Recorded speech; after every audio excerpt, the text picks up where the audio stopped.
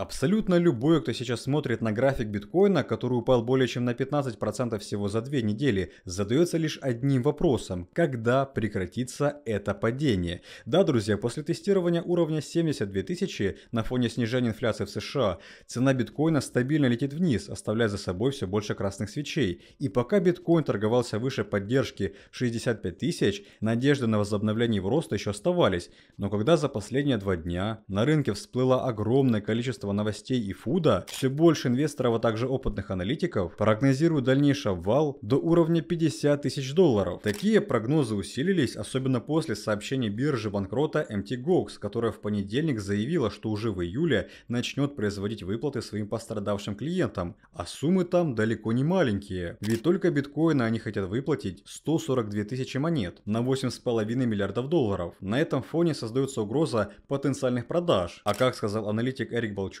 это сведет на нет половину всех притоков ETF с начала этого года. Также масло в огонь подливают огромные ликвидации, которые на сегодняшний день уже превышают 350 миллионов долларов. И с падением биткоина на каждые 100 долларов они только растут. А на графике цена биткоина сформировала так называемую двойную вершину, которая может отправить его цену на 50, 45 и даже 40 тысяч. Но страдает не только биткоин, а и эфир, ведь сейчас активно обсуждают вопрос его падения на 30% после старта торгов ETF в начале июля. А вот если говорить об альтах, это вообще больная тема, потому что все альты посыпались на десятки процентов. И это может быть только начало, ведь на этой неделе нас ждут разблокировки альтов на 58 миллиардов долларов. Как вы видите, новости далеко не самые лучшие, но что это значит для биткоина? Наступление масштабного медвежьего рынка с пробоем поддержки 50 тысяч, или все эти новости обычный фуд, чтобы с рынка ушли слабые руки и биткоин снова вернулся в диапазон выше 70 тысяч? Более чем уверен, что вас интересует данный вопрос, и на него я, конечно же, отвечу сегодня в видео. Также мы максимально подробно оценим влияние потенциальных продаж MTGOX, разберем, почему аналитики не верят в рост эфира даже после начала торгов ETF.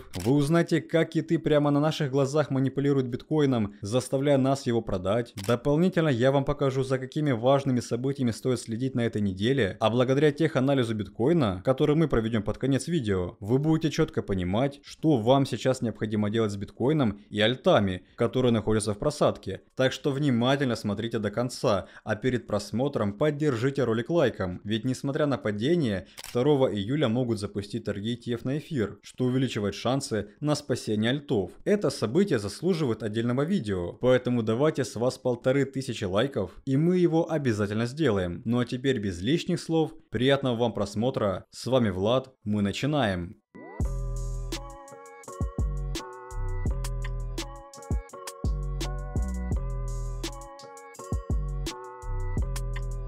Всем привет, дорогие друзья! Рад вас видеть на канале Coin22, и давайте сразу расставим все точки над «и» в вопросе биржи MTGOX и возможных продаж биткоина на сумму 8,5 миллиардов долларов. Кстати, знаете, кто раньше всех опубликовал данную новость? Ну, конечно же, наши редакторы в телеграм-канале, где мы 24/7 остаемся на связи и первыми публикуем все самые важные новости. Команда наших редакторов каждый день следит за всеми крипто-СМИ, новостными сайтами, анализирует посты в Твиттере, разбирает экономические отчеты, и все только для того, чтобы вы всегда оставались в курсе всех событий и получали эксклюзивную информацию абсолютно бесплатно. Поэтому подпишись прямо сейчас и лично убедись в том, что наш Telegram — это лучший криптоканал на просторах интернета. Так вот, новая неделя началась с новости, что биржа MTGOX, которая потеряла 850 тысяч биткоинов и обанкротилась в 2014 году, начнет производить выплаты пострадавшим клиентам уже в июле, то есть в следующем месяце. Конечно же, эта новость могла пройти мимо, но все обратили внимание на сумму выплат, ведь они хотят вернуть 142 тысячи биткоинов. Это 8,5 миллиардов долларов. Также 143 тысячи биткоин кэш на 50 миллионов и даже 69 миллиардов японских йен. Это плюс-минус 430 миллионов долларов. Да, спорить не буду, сумма далеко не маленькая. И в принципе понятно, почему биткоин упал ниже уровня 61 тысяча сразу после сообщения MTGOX. Хотя постойте, в заявлении четко четко было указано, что выплаты будут проводить в биткоине, а значит, продавать 142 тысячи монет они не собираются. Так получается, от обычных фуд, которые раздувают СМИ, по большей части да. И сейчас я объясню почему, используя отчет, который предоставил главный аналитик Galaxy Digital Алекс Торн. Исходя от специального механизма выплат, Тор посчитал, что только 75%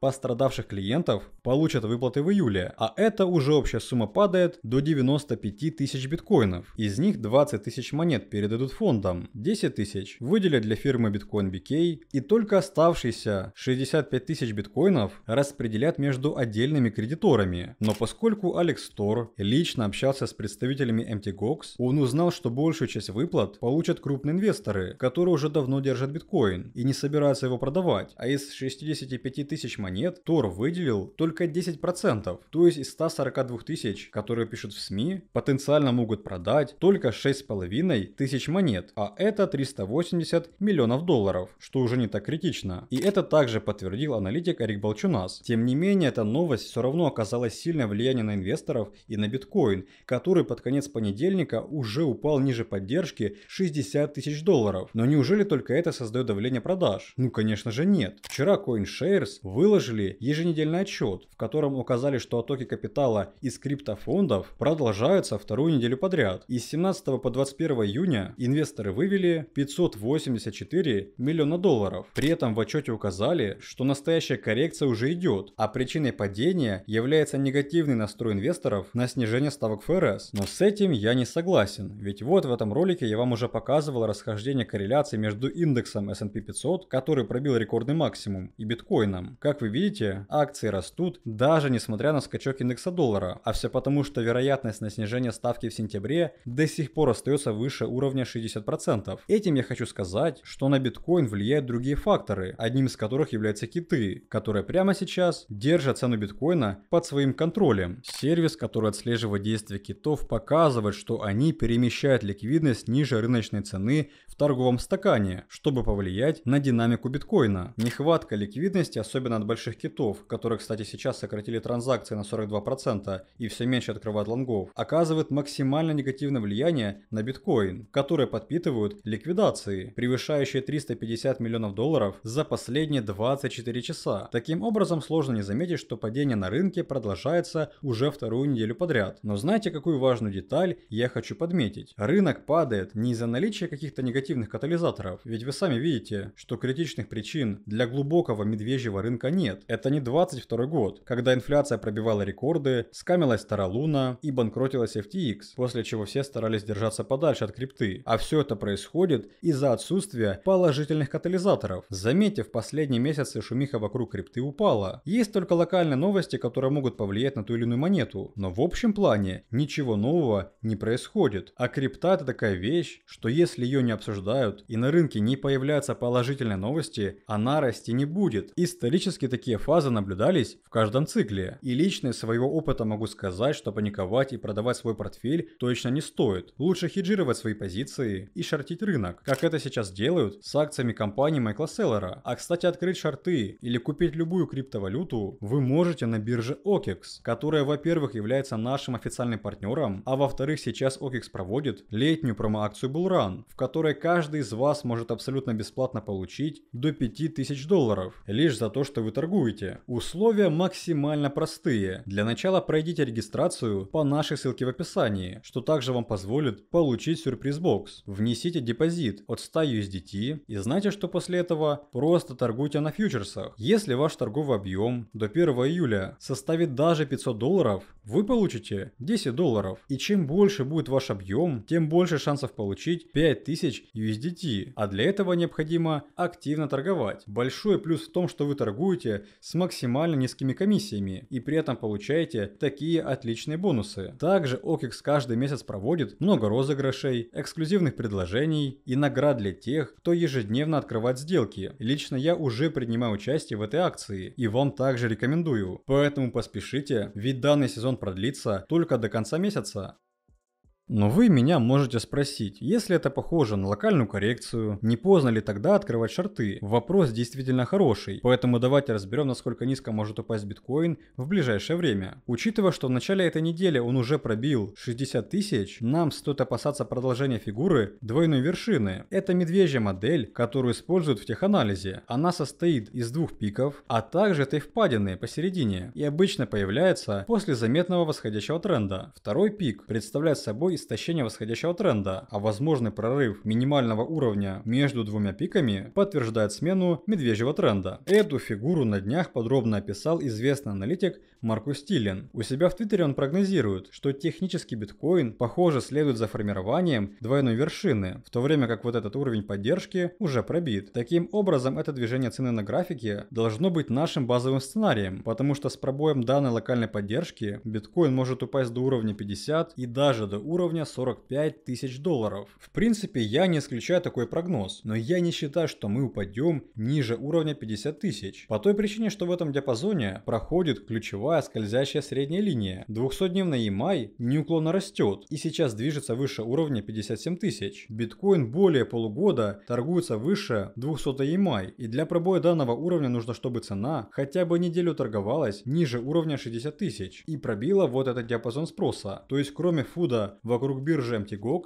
нужны еще факторы, чтобы создать давление на цену. Дополнительно обратите внимание на RSI, дневной индекс относительной силы биткоина трижды за последние 2 года опускался в диапазон перепроданности, после чего начинался рост цены. За это время цена биткоина выросла на 60, 63 и на целых 198%. Эта историческая закономерность указывает на сильную связь между падением RSI биткоина в диапазон перепроданности и последующим активным ростом цены. Для нас это может означать потенциальную возможность покупки около вот этих диапазонов. Но вопрос, сколько еще может продлиться данная коррекция, прежде чем цена биткоина развернется вверх? По этому поводу аналитик Вилли Ву выложил вот такой прогноз. Он написал, что прежде чем биткоин возобновит свой рост, на рынке может наблюдаться 4-недельная коррекция. Такие выводы были сделаны на основе данных по интенсивности спекуляций на рынке. То есть он считает, что как только текущие краткосрочные спекуляции упадут, через 4 недели биткоин начнет рост, как это происходило раньше. Конечно, чтобы мы увидели восстановление цены биткоина, первое, что должно произойти, это консолидация цены на одном уровне. В последнее время мы наблюдаем за стабильным падением, но первым признаком роста станет торговля биткоина на одном уровне на протяжении недели, а лучше 2. Если мы поднимем вопрос о дальнейших перспективах биткоина, то я не могу сказать, что нас ждет масштабный медвежий тренд. Ведь, как я сказал ранее, сейчас нет причин, которые бы могли так сильно дампить цену биткоина. На данный момент мы имеем лишь локальные катализаторы, которые временно создают негативное настроение на рынке. Общий тренд, который сформировался еще в конце 2023 года, не сломался и остается бычьим. Это можно понять по вот этой линии тренда, которая поддерживает цену биткоина еще с октября прошлого года. Таким образом, ничего не указывает на то, что мы находимся на пороге медвежки, а значит в ближайшее время падение до 50 тысяч, если, конечно же, не произойдет что-то с биржами или SEC не напечатает новый закон для криптовалюты, вряд ли произойдет, но тем не менее, чтобы вернуться на 70 тысяч, нам потребуется время. И есть вероятность того, что без тестирования вот этого диапазона мы не обойдемся. Именно поэтому я считаю, что в краткосрочной перспективе, а это в рамках около 2 недель, мы будем наблюдать за тем, как биткоин будет стараться удерживать поддержку выше уровня 60 тысяч долларов с небольшими откатами ниже этого уровня. В недавнем ролике я вам показывал, что биткоин торгуется в бычьем треугольнике, но предупредил, что пробой линии тренда приведет к тестированию этой поддержки. Именно это вчера и произошло. Но я считаю, что если у биткоина получится закрыть недельную свечу выше линии тренда, которую мы рисовали ранее, это может стать хорошим сигналом на дальнейший рост к уровню 70 тысяч долларов. Что же делать в этой ситуации, спросите вы? А я отвечу: следовать стратегии, которую мы несколько раз разбирали в прошлых роликах. Пока рынок дает возможность покупать на минимальных уровнях, нужно покупать. Самая частая ошибка всех новичков – это продавать свой портфель во время коррекции, чтобы избежать потерь. Но тем, кто так делает, необходимо мыслить иначе и понимать, что любая коррекция – это прежде всего возможность купить на минимальных уровнях. А учитывая, что прямо сейчас мы находимся в классическом бычьем цикле после халвинга, такую возможность, которую предоставляет рынок, упускать не стоит. Ведь позже, как всегда, придется покупать на максимальных уровнях. В каждом ролике я вам говорю, что если вы планируете держать биткоин хотя бы год, то вам вообще должно быть все равно, что рынок упал. Вы наоборот должны ждать такие локальные просадки, чтобы была еще одна возможность возможность купить. Поэтому пока биткоин поддерживает фонды через ETF, которые в скором времени могут возобновить накопление, и экономическая обстановка в США оставляет потенциал на снижение ставок в этом году, лично я продавать биткоин не буду, как минимум до первой цели на уровне 80 тысяч долларов, которую я ожидаю на конец лета и ближе к осени, когда активность на рынке особенно высокая и гораздо больше инвесторов покупают криптовалюту. Также на этой неделе есть два события, которые могут оказать как положительное, так и негативное влияние на биткоин. Первое – это публикация отчета по ВВП за первый квартал 27 числа, который может показать сокращение экономики США. И второе событие – это ценовой индекс расходов на личное потребление 28 числа, уже в эту пятницу. По прогнозам он должен упасть до 2,6%, и это будет хорошим сигналом для ФРС. А если он вообще составит 2,5%, то мы наверняка сможем увидеть резкий разворот цены биткоина, ведь данный индикатор отображает уровень инфляции. Так что в эти дни вам особенно стоит следить за движением рынка и быть готовым к высокой волатильности. Также будьте готовы к движению эфира, которое может получить запуск ETF уже на следующей неделе. Но сейчас раздувает фут, что после запуска ETF он упадет на 30%. Об этом пишет основатель венчурной компании Mechanism Capital Эндрю Канг. Он считает, что спотовый эфириум ETF привлекает 15% притоков, которые получили спотовый биткоин ETF, что находится в диапазоне 10-20%. По оценкам аналитиков Bloomberg ETF, Эрика Балчунаса и Джеймса Сейфорта, Канг отметил, что за первые 6 месяцев в спотовый биткоин ETF поступило только 5 миллиардов новых средств, не учитывая деньги, конвертированных из спотовой формы. И эти данные на эфир позволяют предположить, что спотовый эфириум ETF могут получить 840 миллионов долларов капитала за тот же период времени, из-за чего Канг заявил, что после запуска ETF мои ожидания по эфиру составляют от 2400 до 3000 долларов. Но я считаю, что это очень спорный прогноз, ведь во-первых, SEC перестала расследовать эфир и косвенно подтвердила, что он не является ценной бумагой, а учитывая, что сейчас большие корпорации, особенно BlackRock, очень сильно интересуются токенизацией активов, которую может обеспечить именно эфир, они максимально заинтересованы в эфире и росте его экосистемы, из-за чего приток капитала может превысить наши ожидания, поэтому падение на 30% после запуска ETF мы вряд ли увидим. Единственное, что сейчас падает на 30%, это многие альты, мемы и, конечно же, тапалки, такие как Notcoin, ведь эти активы всегда продают раньше всех. Но если мое мнение насчет мемов и тапалок вы, скорее всего, уже знаете, поскольку я вообще не сторонник их покупать. Но что касается альтов, то сейчас остается угроза их дальнейшего обвала, особенно из-за предстоящих разблокировок на 58 миллиардов долларов, куда входят OP и монета AGEX.